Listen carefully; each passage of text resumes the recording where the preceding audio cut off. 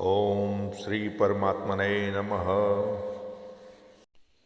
दोस्तों, श्रीमद् भगवत गीता के अध्ययन के समय कुछ ऐसे प्रश्न का उठना बहुत ही लाजमी है।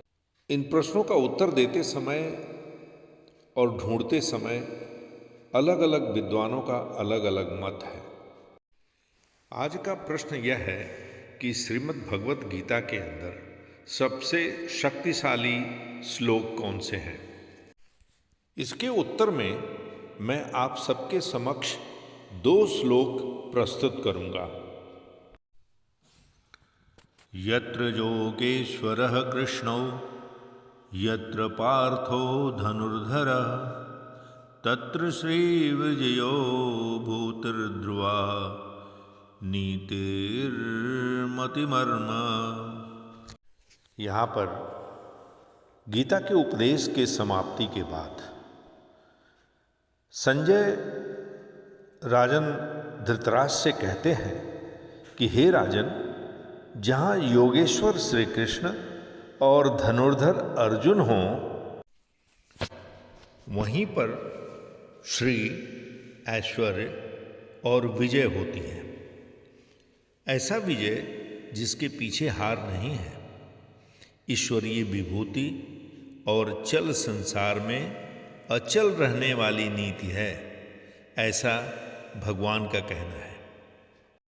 यहाँ पर ध्यान ही अर्जुन है, ऐसा बताया गया है।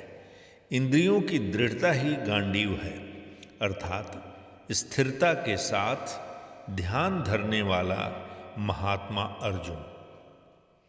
फिर जीत तो अवश्यम भावी है। कर्मण्येवाधिकारस्ते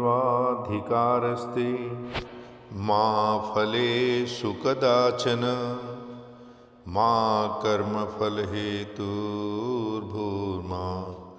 ते संगोत्सवकर्मणि। यह अध्याय 2 के 47वां श्लोक में भगवान श्री कृष्ण अर्जुन को ये उपदेश देते हैं कि कर्म ही प्रधान है।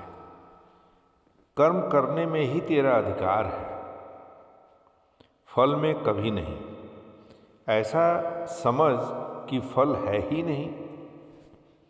फल की वासना वाला कभी मत बनो और कर्म करने में तेरी अश्रद्धा भी ना हो। अर्थात निरंतर कर्म करने के लिए उसी में लीन होकर करें।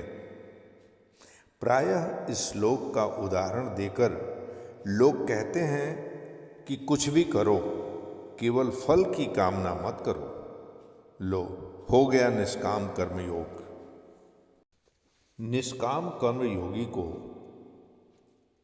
काम और क्रोध आदि शत्रुओं से लड़कर विजय पाना होता है।